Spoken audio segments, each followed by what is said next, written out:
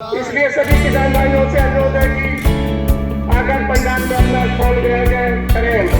माननीय सांसद जी पधार चुके हैं, इसलिए सभी किसान भाइयों से अनुरोध है कि आप लोग तत्काल आकर प्रांगण में जो है अपना स्थान ग्रहण करें। माननीय जो है गीता काट रहे हैं गेट पर।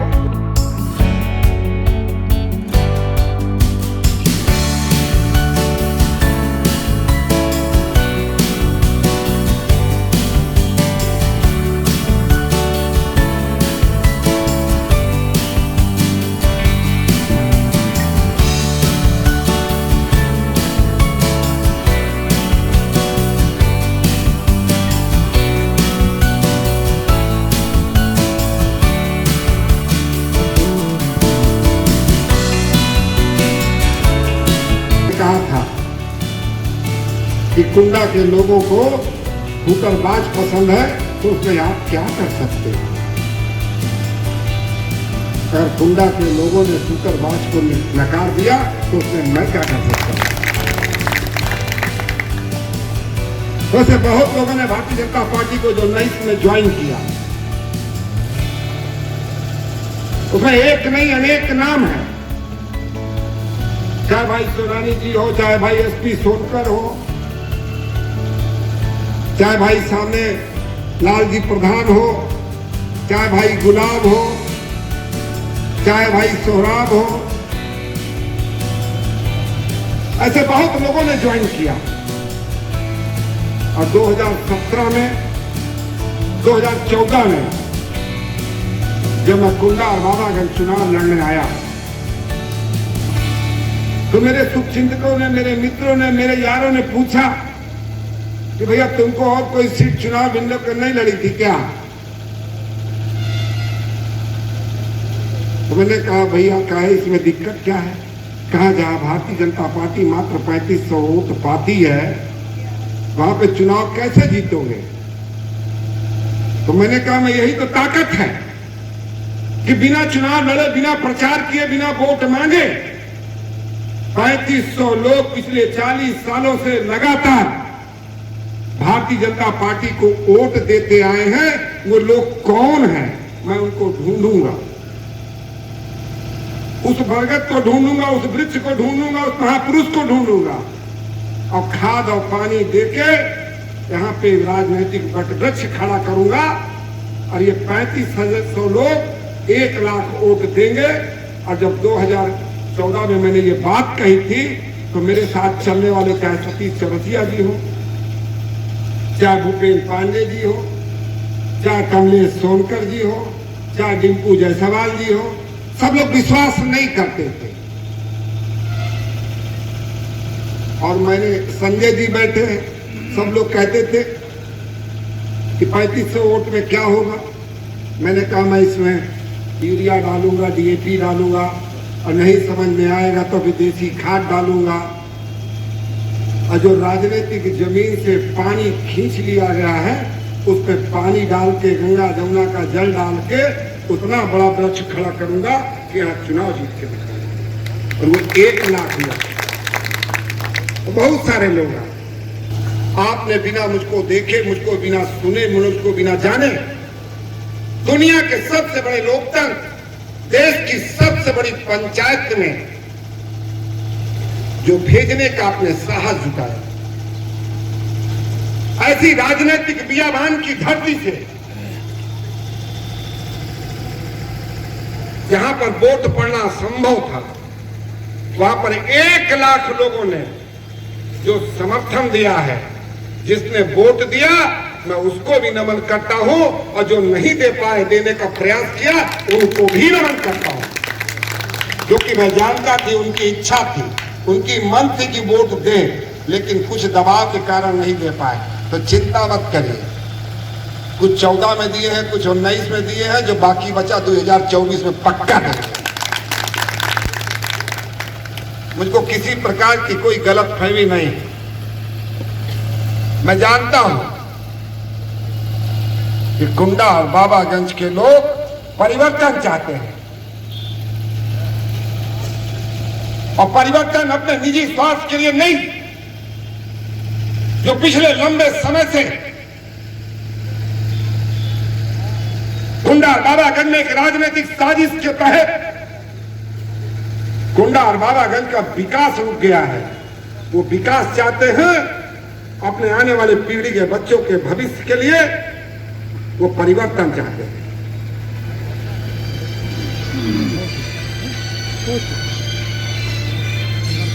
अब एक आध चीज देखने को मिलती है सोशल मीडिया में,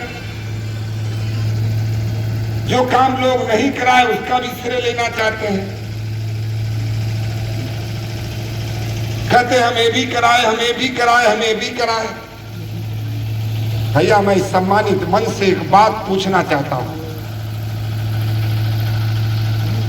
कि जो काम आप सत्ता में रह के नहीं करा पाए और सत्ता चली गई तो आप करा दिए, तो आप कल्पना करिए कि अगर आपका कैंडिडेट हारने पे कुंडा और बाबागंज का इतना विकास और कल्याण हो सकता है, तो निश्चित रूप से आपके कैंडिडेट को बार बार हारना चाहिए। हारना चाहिए कि नहीं? ये मेरे हित की बात थोड़ी है, ये तो कुंडा की वर्तमान और भविष्य की पीढ़ी का सवाल है। इसलिए मैं कुंडा और बाबागंज के लोगों को आभार भी व्यक्त करता हूं, धन्यवाद भी देता हूं, नमन भी करता हूं, आपके साहस को सलाम भी करता हूं। अब विषय आता है कि किसान संगोष्ठी। मैं जात से अनुसूचित समाज हूं और मेरे जानने वाले लोग मुझको जानते हैं कि मैं भूमिहीन हूं। मेरे पास एको बिस्वा खेत नहीं है। अब लोग फिर सवाल करेंगे खेत नहीं है तो 100-200 बीघा के फार्म हाउस में, तो न भैया मेरे पास एक बिस्वा खेत है और न एको बगिया है, ना आम के, ना अमरूद के, ना आंवला के, कौनो बगिया ना। तो किसी और किसान के विषय में मैं क्या बताऊंगा? जब मैं खेती किया नहीं, किसानी किया नहीं, तो मैं क्या बताऊंगा? लेकिन जीवन भर चौराहे चट्टी पे फल बेचा हूं, आम, अमरूद और आंवला बेचा हूं, इसलिए बता सकता हूं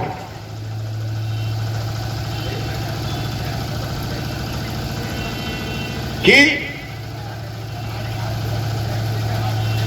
2014 में जबकि देश के यशस्वी प्रधानमंत्री जी के नेतृत्व में आजाद भारत में पहली बार गैर कांग्रेसियों की पूर्ण बहुमत की सरकार जब बनती है, तो देश के यशस्वी प्रधानमंत्री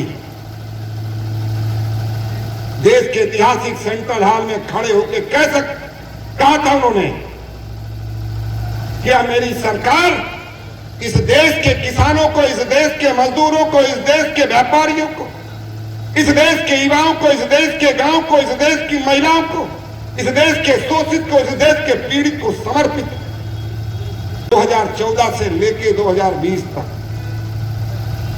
6 साल के कालखंड में यह सरकार इस देश के गांव को, इस देश के किसान को, इस देश के मजदूर को समर्पित रही है।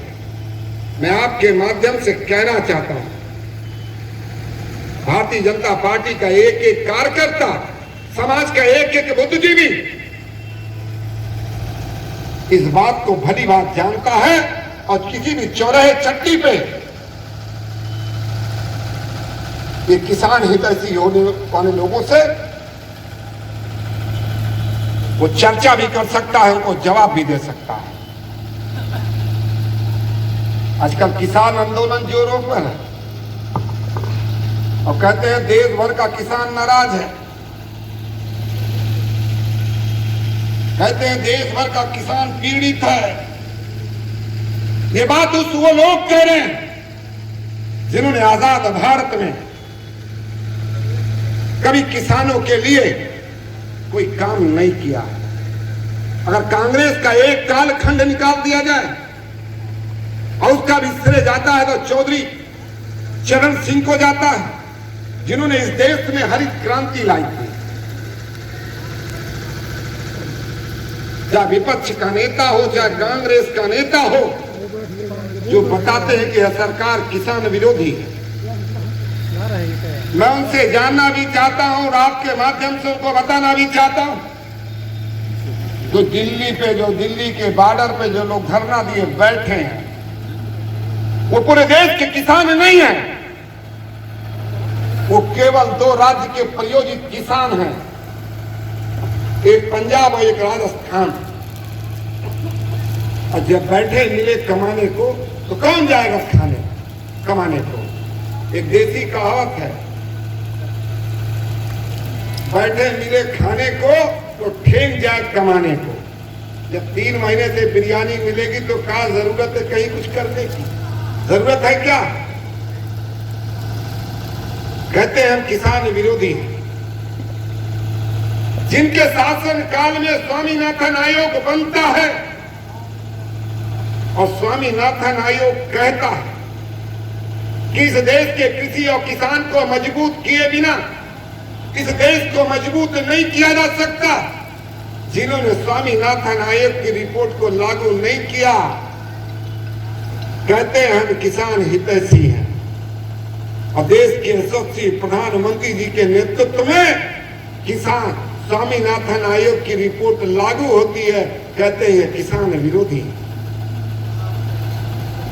जो किसानों को खाद और डीएपी के नाम पर लाठी और डंडे बरसाते थे, सोसाइटियों में लाइन लगवाते थे, भ्रष्टाचार करते थे, वो कहते हैं हम किसान हितैषी हैं।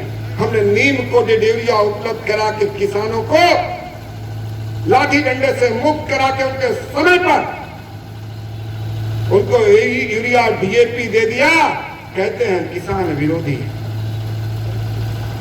जिन्होंने आजाद भारत में किसानों को 1 रुपया नहीं दिया, वो कहते हैं हम किसान हितैषी हैं। देश के यशस्वी प्रधानमंत्री जी ने देश के 10 करोड़ से ज्यादा किसानों को 2 साल से कम समय में 1,12,000 करोड़ रुपया खाते में डाल दिया और कहते हैं कि ये किसान विरोधी है।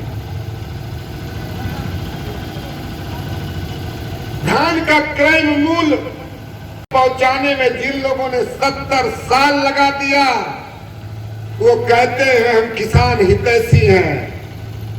और देश के यशस्वी प्रधानमंत्री जी ने मात्र 6 साल में 550 रुपया बढ़ा के 1368 रुपया कर दिया और कहते हैं किसान विरोधी।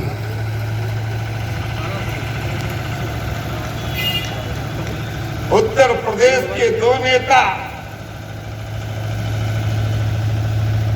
सपा और बसपा, जिनको किसी और किसान का काका गागा नहीं पता, वो कहते हैं हम किसान विरोधी हैं। जिनके शासन काल में जिनकी नीतियों के कारण उत्तर प्रदेश का किसान कर्जदार हो गया, उत्तर प्रदेश के किसान आत्महत्या करने लगे, अब वो भी कहते हैं कि हम किसान हितैषी हैं। और उत्तर प्रदेश की योगी सरकार ने 2017 में सरकार बनने के तत्काल बाद अपनी पहली कैबिनेट में पहले निर्णय में 86 लाख किसानों का 36,000 करोड़ रुपया माफ किया। उसको कहते हैं कि किसान विरोधी है। जिनके शासन काल में किसान अपना धान और गेहूं लेके दर दर भटकता था, वो कहते हैं हम किसान हितैषी हो गए। और जिनके शासन काल में आज किसान पूरी तरह से फ्री है, उसकी पूरी उपज खरीदी जा रही है, तो कहते हैं किसान विरोधी हो गए। जो उत्तर प्रदेश की सरकार ने प्रदेश के 86 लाख किसानों का 36,000 करोड़ रुपया माफ किया था, तो मैंने एक नहीं अनेक सभाओं में एक बात कही थी कि इस प्रदेश का अन्नदाता आपसे अनुदान नहीं चाहता, इस प्रदेश का अन्नदाता आपसे भीख नहीं चाहता, इस प्रदेश का अन्नदाता तो केवल एक बात चाहता है कि उसको समय पे बिजली मिले, समय पे पानी मिले, और जब फसल तैयार हो जाए तो उसको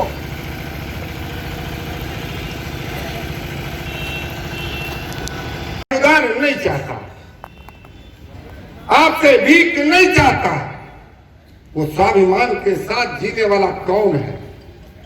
वो तो कहता है कि हमको समय पे पानी दीजिए, बिजली दीजिए, खाद दीजिए, और जब हमारी फसल तैयार हो जाए तो बिना बिचौलिए के खरीद लीजिए, इससे ज्यादा हमको कुछ नहीं चाहिए।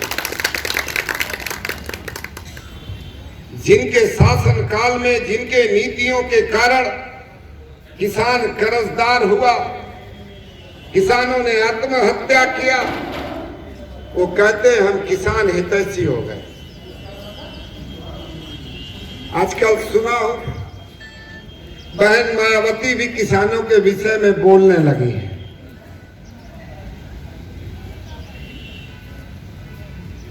वैसे वो बोलती तो है नहीं, कोई लिख देता है, पढ़ के सुना देती है। यही ना होता है भैया, किससे ज्यादा कुछ होता है। अब लिखने वाला कहने पे लिखा या गलती से लिख दिया, ये तो वो जाने उनका काम। और आजकल मैंने भी देखा था तो उत्तर प्रदेश आदरणीय मुख्यमंत्री योगी जी के नेतृत्व में प्रदेश के माफियाओं के खिलाफ कार्रवाई हो रही है। उनके रहनुमा बड़े परेशानी में हैं, उनके पेट में दर्द हो रहा है। साथियों, मैं जानना चाहता हूं क्या अपराध और अपराधियों के खिलाफ कार्रवाई नहीं होनी चाहिए?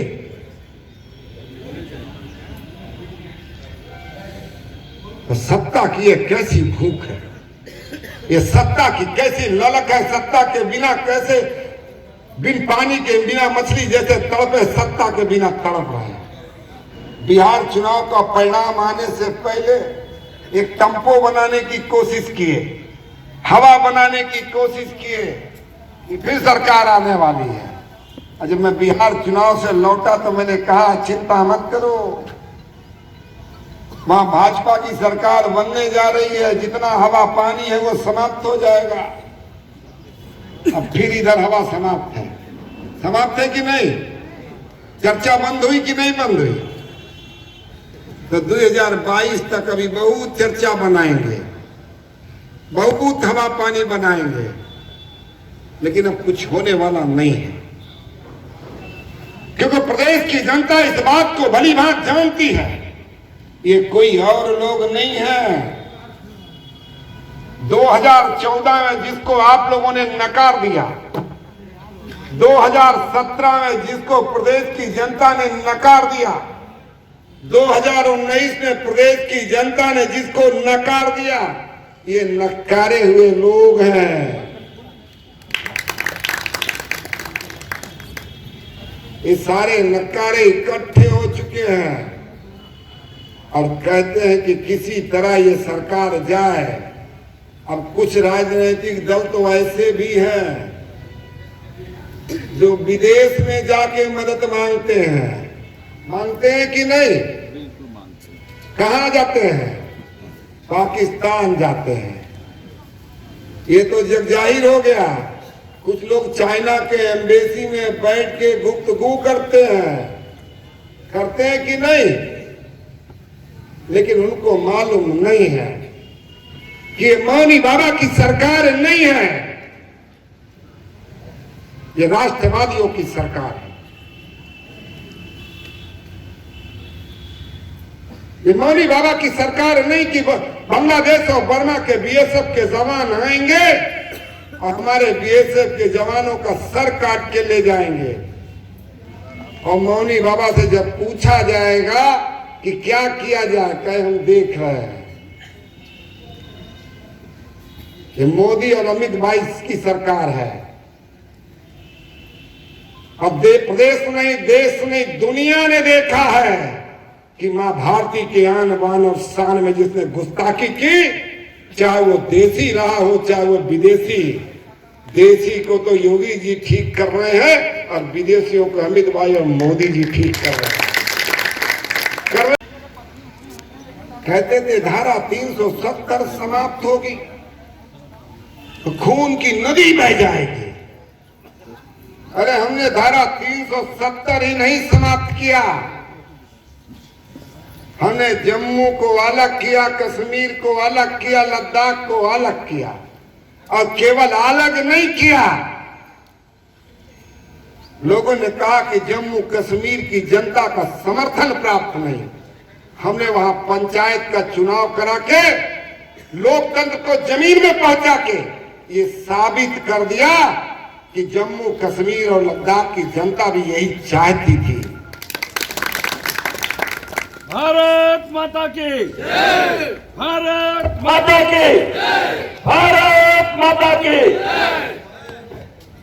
खून की नदी तो छोड़ो, पसीने का एक बूंद भी नहीं बहा है। बहा है क्या? इतने साथियों मैं आपसे कहने आया, जब तक इस देश में पंचायत से लेकर पार्लियामेंट तक राष्ट्रवादी सरकार नहीं रहेगी, तब तक इस समस्याओं का समाधान नहीं हो सकता। और पंचायत से पार्लियामेंट तक केवल सरकार ही नहीं बनाना, एक लंबे समय तक इस देश में पंचायत से पार्लियामेंट तक राष्ट्रवादियों की सरकार बनना चाहिए। आप कल्पना करिए, अगर 2014 में आपने समर्थन दिया, हमने देश में एक माहौल बनाया, एक वातावरण बनाया, एक आधारभूत ढांचा बनाया। अगर 2019 में आपका समर्थन न मिला होता और इस देश में राष्ट्रवादियों की सरकार नहीं बनी होती, तो आप कल्पना करिए क्या इस देश में धारा 370 समाप्त हो पाती? क्या नहीं। 492 साल से चली आ रही अयोध्या के समस्याओं का समाधान हो पाता? क्या नहीं हो पाता। आपने 2019 में दोबारा देश के यशस्वी प्रधानमंत्री जी के नेतृत्व में 1% बहुमत बनाया। आपने 1% बहुमत की सरकार बनी, जिसके बदौलत हम धारा 370 समाप्त करने में कामयाब हुए। हम इस देश में रामलला का मंदिर बनाने में सफल हुए, नागरिकता संशोधन अधिनियम लाने में सफल हुए। इसलिए साथियों कहना चाहता हूं, इस देश में एक नहीं अनेक समस्याएं हैं जिनका समाधान आजादी के समय हो जाना चाहिए था। लेकिन वोट की राजनीति ने, सत्ता की राजनीति ने, परिवार की राजनीति ने, जात की राजनीति ने, धर्म की राजनीति ने इस देश को उस वैभव पे नहीं जाने दिया जिसकी कल्पना, जिसके लिए हमारे देश के सपूत वीरों ने, हमारे महापुरुषों ने अपने जान की कुर्बानी दी थी। इसलिए इस देश में लंबे समय तक राष्ट्रवादी सरकार बननी चाहिए और पंचायत से पार्लियामेंट तक बननी चाहिए। चुनाव विशेष महत्व का है कि नहीं है? क्योंकि देश के यशस्वी प्रधानमंत्री जी जब इस देश के गरीबों को 2024-22 तक सबके सर पे पक्की छत देना चाहते हैं, तो सूची कौन बनाएगा? पंचायत बनाएगी। जब सभी को गैस कनेक्शन देना चाहते हैं, उसकी सूची कौन बनाता है? पंचायत बनाती कि नहीं बनाती?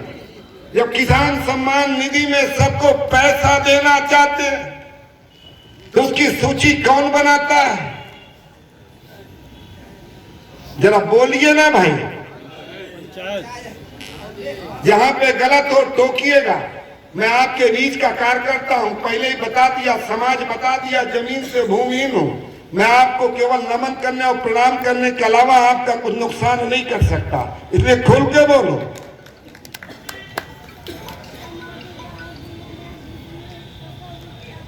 प्रधानमंत्री आवास की सूची कौन बनाता है? पंचायत। किस मोहल्ले में आरसीसी बननी है, कहाँ नाली बनना है, कहाँ खड़ंजा बनना है, ये कौन तय करता है? पंचायत। किसान सम्मान निधि में किसको पैसा मिलना चाहिए, किसको नहीं मिलना चाहिए, ये सूची कौन बनाता है? विधवा पेंशन सूची कौन बनाता है? जब तक आप नहीं बोलेंगे मैं गिनाता रहूंगा। वृद्धा पेंशन सूची कौन बनाता है? दिव्यांगों के पेंशन सूची कौन बनाता है? तो पंचायत स्वच्छ होनी चाहिए कि नहीं? साफ होनी चाहिए कि नहीं? वहां से मठाधीशी समाप्त होना चाहिए कि नहीं? और आप तो वीर लोग हो, जब 25 साल के बाद लोकसभा के चुनाव में 2 लाख वोट डाल सकते हो, तो पंचायत में चुनाव तो वोट तो डालोगे ही भाई। सही बात है ना? और आज मैं खुले मन से कहना चाहता हूं, मैं सरकार में रह के सरकार के काम जो ठीक नहीं उसको स्पष्ट रूप से कहना चाहता हूं। अगर यहां पे बैठा कोई अधिकारी मतदाता सूची में कोई हेर फेर करे तो पूरी मजबूती से विरोध करना, उसका प्रतिवाद करना। और मतदान के दिन भी मतदान के दिन तक अगर सूची ठीक न हो तो साथियों, आपके सांसद के नाते कहता हूं, आपका साथी होने के नाते कहता हूं, देश की सबसे बड़ी पंचायत में आपने भेजा है, उस कर्जदार के नाते कहता हूं, ऐसे चुनाव का विरोध करना।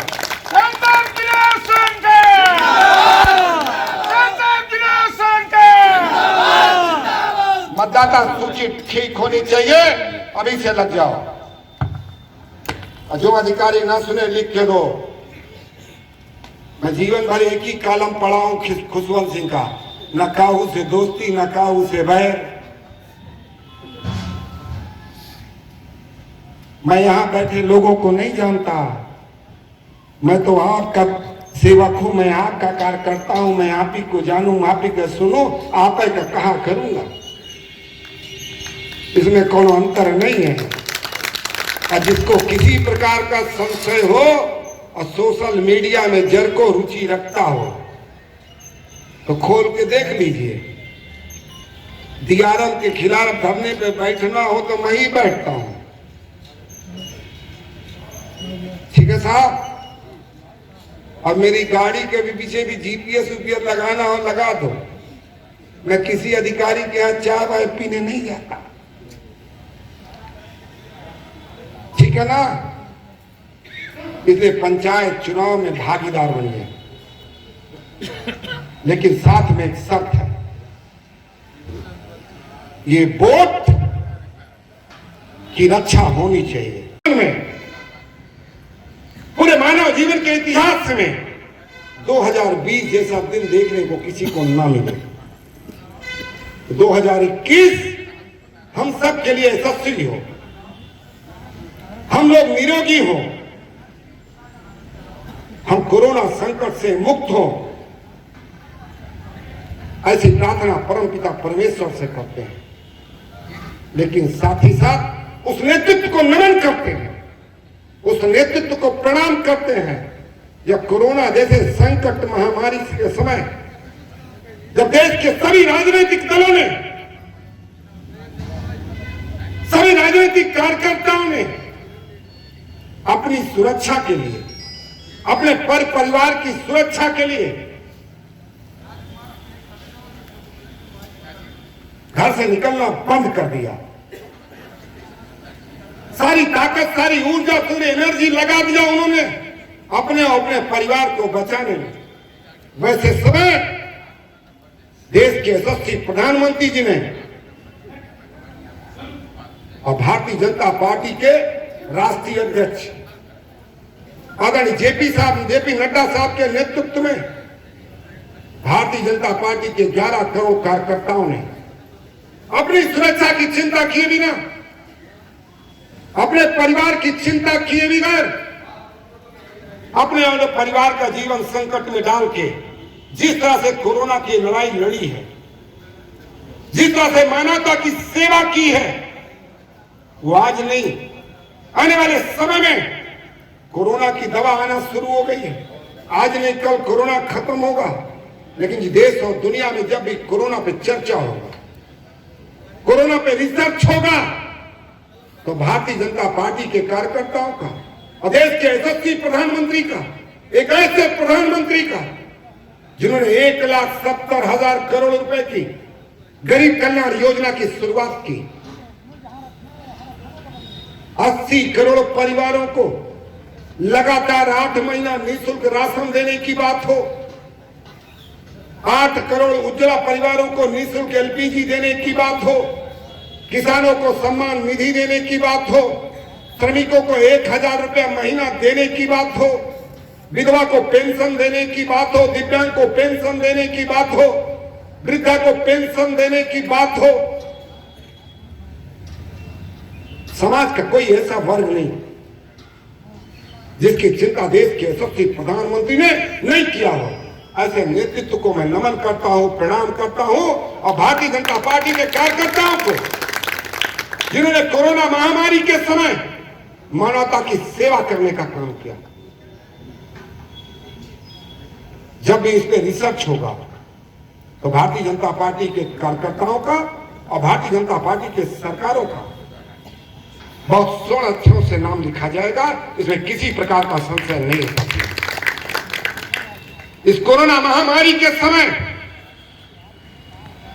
अगर इस देश में सबसे ज्यादा कुर्बानी किसी ने दी है तो भारतीय जनता पार्टी के नेताओं ने, कार्यकर्ताओं ने, विधायकों ने, मंत्रियों ने दिया है।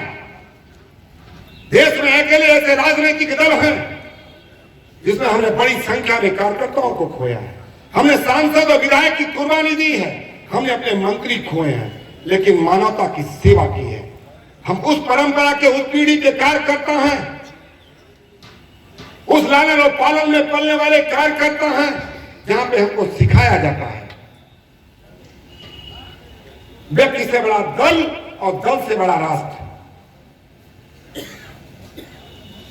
हमने उस परंपरा का निर्वाह किया है। हमने किसी भी कुर्बानी को देने में पीछे नहीं रहे हैं, चाहे हमारी सरकारें हो, चाहे हमारा कार्यकर्ता हो।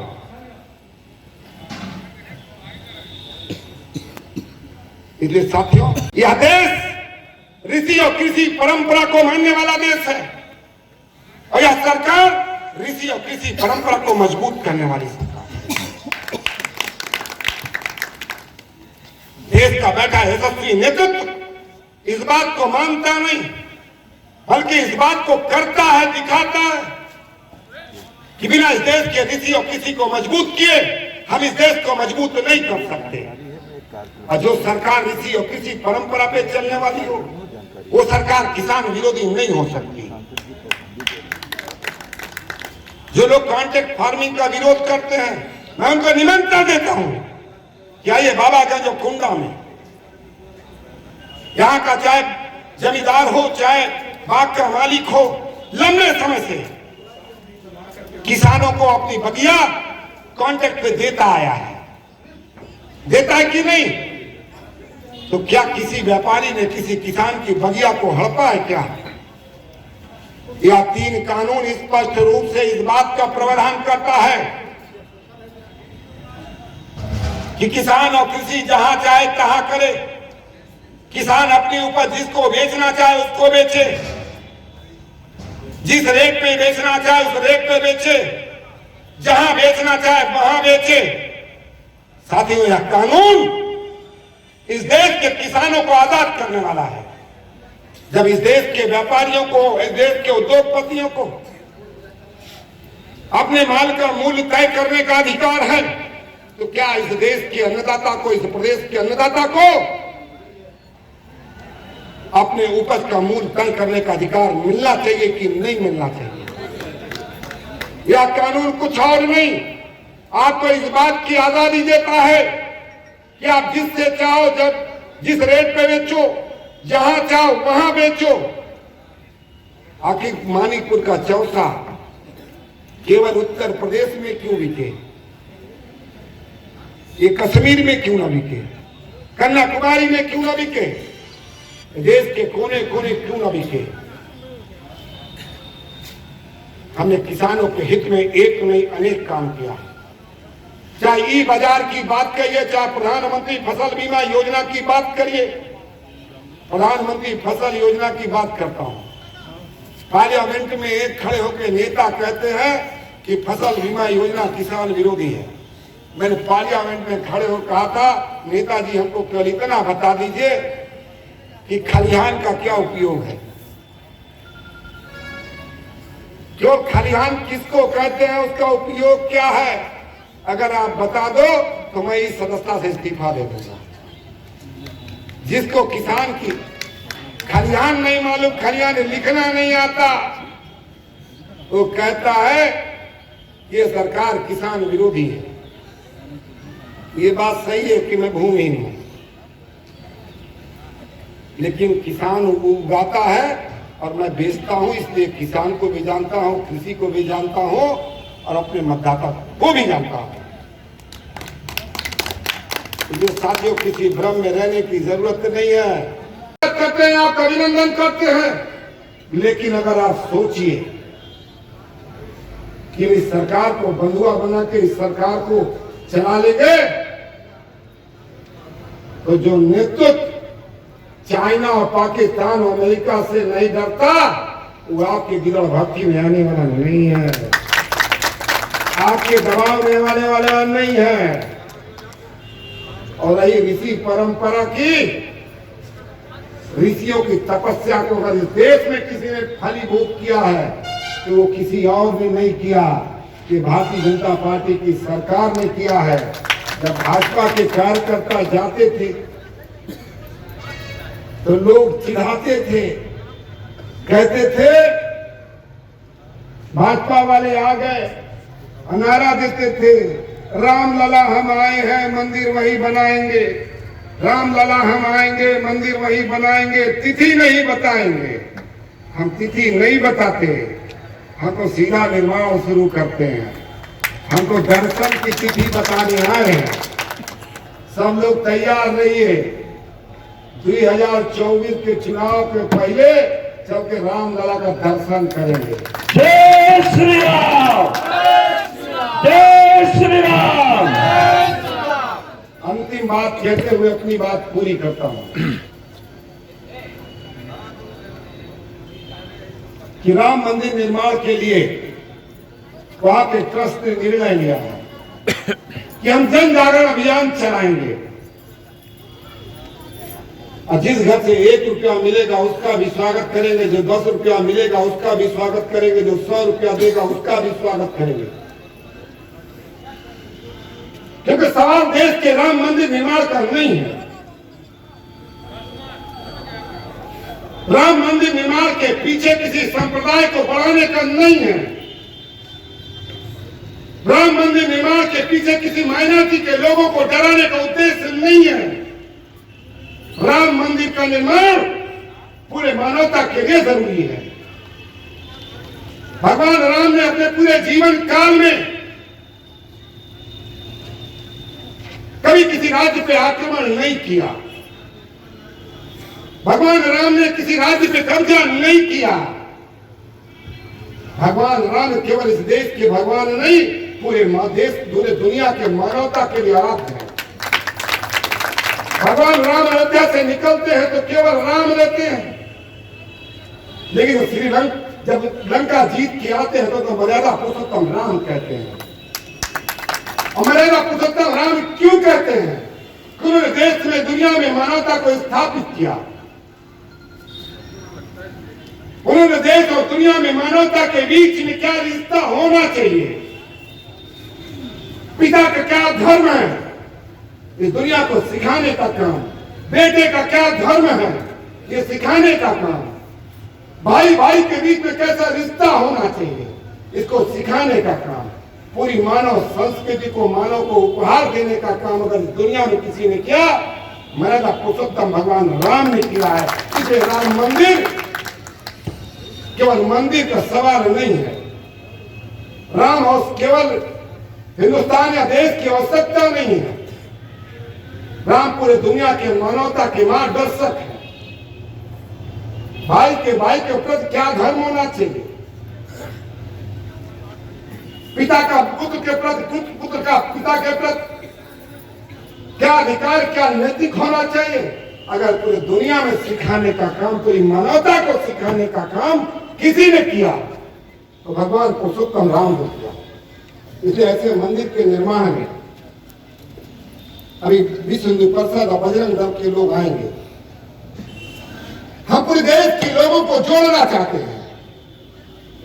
मंदिर निर्माण के पैसे के लिए तो हम किसी से कह देंगे, एक से एक दाता, एक से एक अन्नदाता पड़े हैं, एक से एक पूंजीपति पड़े हैं जो मंदिर बनवा सकते हैं। लेकिन हम उस मर्यादा पुरुषोत्तम राम की मंदिर बनाना चाहते हैं जिसने पूरे जीवन भर मर्यादा का पालन किया है। इसलिए हम भी मर्यादा में रहेंगे और उस मर्यादा का पालन करेंगे। इस देश के एक एक परिवार को जोड़ के भगवान राम के द्वारा बताई गई संस्कृति को, भगवान राम के द्वारा अपनाए गए रास्ते से हम इस देश और दुनिया में मानवता स्थापित करना चाहते हैं। इतनी बात कह के आप सभी का आभार व्यक्त करते हैं।